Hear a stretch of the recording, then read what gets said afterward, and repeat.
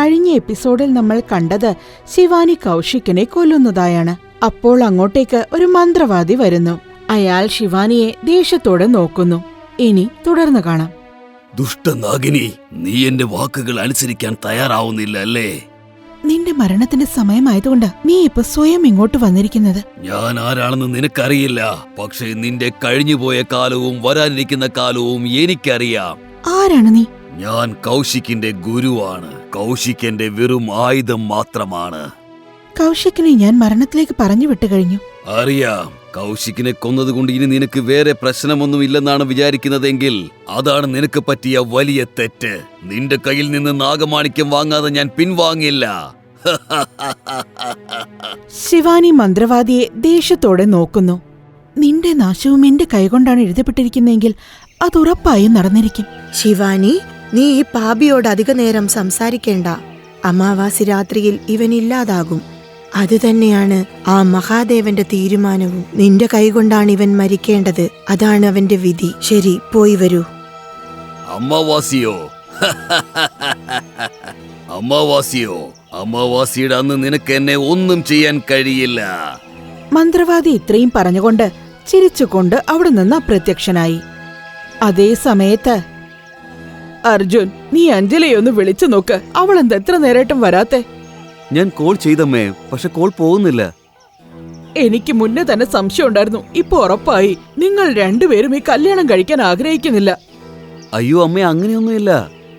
ഇനി നീ എന്നെ വിഡ്ഢിയാക്കാൻ നോക്കണ്ട. നീ തന്നെ അഞ്ജലിനെ എങ്ങോട്ടോ പറഞ്ഞയച്ചിരിക്കുന്നെ. അമ്മേ, അമ്മയ്ക്ക് എന്നെ വിശ്വാസമില്ലേ?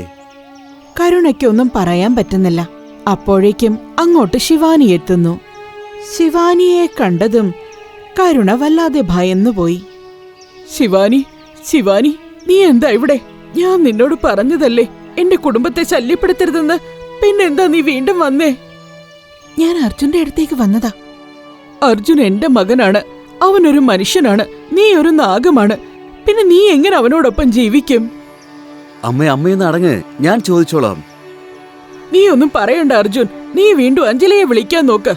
എന്ത് വില കൊടുത്തിട്ടും ഇന്ന് നിന്റെ കല്യാണം അഞ്ജലിയോടൊപ്പം നടന്നേ പറ്റൂ. ഇനി അതൊരിക്കലും സാധ്യമല്ല.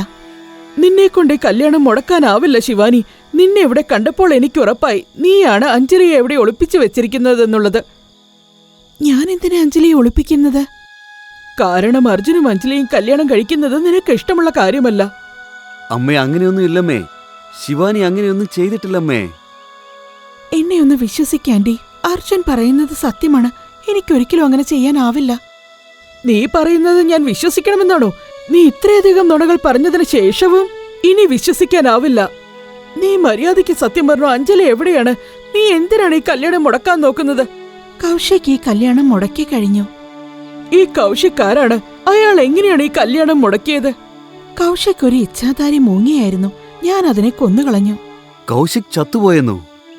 അർജുൻ, നിനക്കും കൗശിക്കിനെ അറിയാമായിരുന്നോ? ആ, അറിയാം. ഞങ്ങളോട് ക്ഷമിക്കണം ആന്റി. ഞങ്ങൾ നിങ്ങളോട് സത്യങ്ങളെല്ലാം മറച്ചു വെച്ചു. എന്ത് സത്യം? എന്ത് തന്നെയാണെങ്കിലും പറയ്. ആന്റിക്ക് ഓർമ്മയില്ലേ, നമ്മൾ ഒരുമിച്ച് ഒരു ദിവസം കാറിൽ പോയിക്കൊണ്ടിരിക്കുമ്പോ മുന്നിൽ പെട്ടെന്നൊരു അപരൻ വന്നു നിന്നത്? ആ, എനിക്ക് ഓർമ്മയുണ്ട്. ആ ദിവസം വീട്ടിലൊരാൾ വന്നിട്ടുണ്ടായിരുന്നു. അയാൾ പെട്ടെന്ന് വാതിൽക്കൽ നിന്ന് അപ്രത്യക്ഷനായതും. അതെ അതെ, എനിക്കെല്ലാം ഓർമ്മയുണ്ട്. അമ്മേ, ആ ആളാണ് കൗശിക്. പക്ഷെ അയാൾ എന്തിനാ അങ്ങനെയൊക്കെ ചെയ്തുകൊണ്ടിരുന്നേ? അതുപോലെ ശിവാനി, നീ എന്തിനാ അയാളെ കൊന്നത്? ആന്റി, ഞാനൊരു ഇച്ഛാധാരി നാഗിനിയാണെന്ന് നിങ്ങൾക്കറിയാമല്ലോ. കൗശിക് ആ മാണിക്യത്തിനായി എന്റെ പുറകെ വരികയായിരുന്നു. ഇന്ന് വരെ ഈ വീട്ടിൽ എന്തെല്ലാം പ്രശ്നങ്ങൾ നടന്നോ അതിന്റെ എല്ലാം പിന്നിൽ കൗശിക് ആയിരുന്നു. അതുകൊണ്ട് മാത്രമാണോ നീ ഒരു ഇച്ഛാധാരി മൂങ്ങിയെ കൊന്നുകളഞ്ഞത്? ആന്റി, ഇനി പറയുന്ന സത്യം കേട്ട ആന്റി പേടിക്കരുത്. ഈ കളി എനിക്ക് മടുത്തു തുടങ്ങിയിരിക്കുന്നു. അതുകൊണ്ട് സത്യം എന്താണെന്ന് ഇനി എനിക്കറിയണം. അഞ്ജലി എന്നു പേരുള്ള പെൺകുട്ടിക്ക് ഒരു അസ്തിത്വമേ ഉണ്ടായിരുന്നില്ല ആന്റി. അവളും കൗശിക് പറഞ്ഞുവിട്ട ഒരു നാഗിനിയായിരുന്നു. അവളെ അർജുന്റെ അടുത്തേക്ക് പറഞ്ഞുവിട്ടതാണ്. ഇന്ന് കൗശിക് അവളെയും കൊന്നുകളഞ്ഞു. ഇതെല്ലാം എങ്ങനെ സാധ്യമാകും? അർജുനും ശിവാനിയും ചേർന്ന് ബാക്കി കാര്യങ്ങളും കരുണയെ പറഞ്ഞ് മനസ്സിലാക്കിച്ചു. അതേസമയം മന്ത്രവാദി തന്റെ ഗുഹയിലിരുന്ന് ഹോമം ചെയ്യുകയായിരുന്നു. എന്നിട്ട് തന്റെ 4 ചുറ്റുപാടും ശക്തികളുടെ ഒരു ഓറ തയ്യാറാക്കുകയാണ്.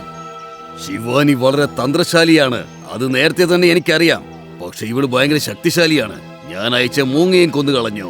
ഇതൊരിക്കലും ഞാൻ പ്രതീക്ഷിച്ചതല്ല. ഇതിനുറപ്പായിട്ട് ഞാൻ ശിവാനിയോട് പകരം ചോദിച്ചിരിക്കും. ആ കൗശിക്ക് മരിച്ചുപോയത് കൊണ്ട് എന്റെ ഒരുപാട് വർഷത്തെ ശ്രമം ഞാൻ ഉപേക്ഷിക്കാൻ പോകുന്നില്ല. ആ ശിവാനിയും നാഗറാണിയും കൂടി എന്നെ കൊല്ലാൻ മാത്രമുള്ള ധൈര്യമുള്ളവരായി വളർന്നിരിക്കുന്നു. പക്ഷെ അവർക്കറിയില്ല ഞാൻ ചിരഞ്ജീവിയാണെന്ന്. ചിരഞ്ജീവി. എന്നെ കൊല്ലാനായി അവർ പല ജന്മങ്ങളെടുത്താലും അവർക്കതിന് കഴിയില്ല. എന്നെ ഒന്നും ചെയ്യാൻ കഴിയില്ല. ഞാൻ മരണമില്ലാത്തവനാണ്, മരണമില്ലാത്തവൻ. മന്ത്രവാദി ഇങ്ങനെ ഉറക്കെ ഉറക്കെ വിളിച്ചു പറഞ്ഞു. അയാളുടെ ശബ്ദം ആ ഗുഹയിൽ മുഴുവൻ മുഴുങ്ങി കേൾക്കാമായിരുന്നു. ആ മന്ത്രവാദി ഒരു ഭ്രാന്തനെ പോലെ ഉറക്കെ ഉറക്കെ ചിരിക്കാൻ തുടങ്ങി. അർജുന്റെ വീട്ടിൽ കൗശിക് ഇപ്പൊ മരിച്ചല്ലോ, ഇനി പ്രശ്നങ്ങളൊന്നും ഉണ്ടാവില്ലല്ലോ. അങ്ങനെയല്ല ആന്റി.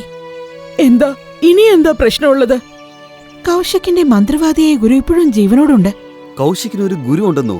അപ്പോൾ അയാൾ തീർച്ചയായും ഒരു മന്ത്രവാദിയായിരിക്കണമല്ലോ. ഞാൻ ഇതിനെപ്പറ്റി അറിഞ്ഞിട്ടില്ല. എനിക്കും ഇന്നാണ് ഇതിനെക്കുറിച്ച് അറിവ് കിട്ടിയത്. അതൊക്കെ ഇരിക്കട്ടെ, പക്ഷെ ശിവാനി ഒരു കാര്യം പറയ്. നീ എന്തിനാ ഞങ്ങളുടെ വീട്ടിലേക്ക് വന്നത്? അതുപോലെ അന്ന് ആ കാട്ടിൽ എന്താ നടക്കുന്നുണ്ടായിരുന്നേ? ഇപ്പോഴതിനുള്ള സമയമാണെന്ന് എനിക്ക് തോന്നുന്നില്ല. ഇതിനുള്ള ഉത്തരം ഞാൻ ആന്റിയോട് പിന്നെ പറയാം. എനിക്കിപ്പോ യാതൊരു പ്രശ്നവുമില്ല. നിനക്ക് എന്ത് വേണമെങ്കിലും എന്നോടിപ്പോ തുറന്നു പറയാവുന്നതാണ്. അപ്പോൾ പെട്ടെന്ന് പീഹു കരയുന്ന ശബ്ദം കേട്ടു. എല്ലാവരും ഓടി പീഹുവിന്റെ മുറിയുടെ അടുത്തേക്ക് പോകുന്നു. ചെന്ന് നോക്കുമ്പോൾ പീഹു അവിടെ ഉണ്ടായിരുന്നില്ല. പീഹു, പീഹു, നീ എവിടെ പോയി മോളെ? പീഹു, നീ എന്തിനാണ് കരയുന്നത്? നീ എവിടെയാണ്? എല്ലാവരും പീഹുവിനെ അന്വേഷിക്കാൻ തുടങ്ങി. എന്നാൽ പീഹുവിനെ കുറിച്ച് ഒരു വിവരവും ലഭിച്ചില്ല. ശിവാനി തന്റെ കണ്ണുകൾ അടച്ചു നോക്കുമ്പോൾ കാണുന്നത് പീഹുവിനെ ആരോ കിഡ്നാപ്പ് ചെയ്തു കൊണ്ടുപോയി എന്നുള്ള വിവരമാണ്. എനിക്ക് പീഹുവിനെ കാണാൻ കഴിയുന്നുണ്ട്. എവിടെയാ അവളുള്ളത്? ഏതോ ഒരു സ്ത്രീ പീഹുവിനെയും എടുത്തുകൊണ്ട് പോവാണ്. ആ സ്ത്രീ പീഹുവിന്റെ വായ അടച്ചു പിടിച്ചിട്ടുണ്ട്. ശിവാനി, ശ്രദ്ധിച്ചു നോക്ക്. എവിടേക്കാണ് കൊണ്ടുപോകുന്നത്?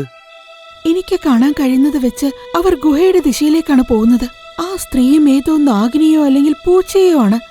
എന്റെ പീഹുവിനെ രക്ഷിക്കൂ. ആന്റി പേടിക്കണ്ട ആന്റി, പീഹുവിന് ഒന്നും സംഭവിക്കില്ല. നമ്മൾ എത്രയും പെട്ടെന്ന് കാട്ടിലേക്ക് ചെന്നേ പറ്റൂ. ഞാൻ ഒറ്റയ്ക്ക് ഗുഹയിലേക്ക് പോകാം. ഞാനും നിന്റെ കൂടെ വരാം. നമ്മൾ ഒരുമിച്ച് ഗുഹയിലേക്ക് പോകുന്നത് ഒട്ടും സുരക്ഷിതമല്ല. കാരണം നമ്മളില്ലാതിരുന്ന ആ മന്ത്രവാദിയോ അയാളുടെ അനുയായികളോ ആന്റിയെ ആക്രമിക്കാനുള്ള സാധ്യതയുണ്ട്. ശിവാനി, നീ ഇന്നത് ആലോചിച്ച് വിഷമിക്കണ്ട. കാരണം ഇന്ന് നിങ്ങളുടെ ഒപ്പം ഞാനും വരുന്നുണ്ട്. വേണ്ടമ്മേ, അമ്മയ്ക്ക് അങ്ങനെയുള്ള റിസ്ക് ഒന്നും എടുക്കാൻ കഴിയില്ല. അർജുൻ, അമ്മ കൂടെ വരട്ടെ. കാരണം അമ്മ ഇവിടെ ഒറ്റയ്ക്ക് വിട്ടുള്ള റിസ്ക്കും നമുക്കിപ്പോ എടുക്കാനാവില്ല. അർജുൻ ശിവാനി പറയുന്നത് അനുസരിക്കുന്നു. 3 പേരും ചേർന്ന് ഗുഹയിലേക്ക് പോകാൻ തുടങ്ങി. പോകുന്ന വഴിയിലിടയ്ക്കെല്ലാം ഒരു പൂച്ച അവരുടെ വഴിയിൽ കുറുകെ ചാടി. ഈ പൂച്ചയ്ക്ക് എന്താ പറ്റിയെന്ന് മനസ്സിലാവുന്നില്ല. അതെന്തിനാ ഇടയ്ക്കിടയ്ക്ക് നമ്മുടെ വഴിയിൽ വന്ന് ചാടുന്നത്? ആരാണ് നീ? നീ എന്തിനാ എന്റെ വഴി തടയുന്നത്? പൂച്ച പോയി ഒരു മരത്തിന് പിന്നിൽ ഒളിച്ചു നിൽക്കുന്നു. എന്നിട്ട് വളരെ പേടിപ്പിക്കുന്ന ഭീകരമായ ഒരു ശബ്ദമുണ്ടാക്കാൻ തുടങ്ങി. ശിവാനി തന്റെ ചുവടുകൾ അല്പം കൂടെ മുന്നോട്ട് വെച്ചു. അപ്പോൾ ആ പൂച്ച പുറകിൽ നിന്ന് പെട്ടെന്ന് കരുണയുടെ മേലിലേക്ക് ചാടി വീണു. അപ്പോൾ ശിവാനി ആ പൂച്ചയെ പെട്ടെന്ന് തന്റെ ബന്ധനത്തിലാക്കി. ആരാണ് നീ? സത്യം പറഞ്ഞു, അല്ലെങ്കിൽ നിന്നെ ഞാൻ കൊന്നുകളയും. പൂച്ച തന്റെ മനുഷ്യരൂപത്തിലേക്ക് മാറാൻ തുടങ്ങി. പക്ഷേ ശിവാനി ആ പൂച്ചയുടെ നേരെ നോക്കുമ്പോൾ അവൾ അത്ഭുതപ്പെട്ടുപോയി. അപ്പോൾ ശിവാനി പെട്ടെന്ന് പറഞ്ഞു, മയൂരി, നീയോ? നീ ജീവനോടെ ഉണ്ടോ? കഥ വീണ്ടും തുടരും.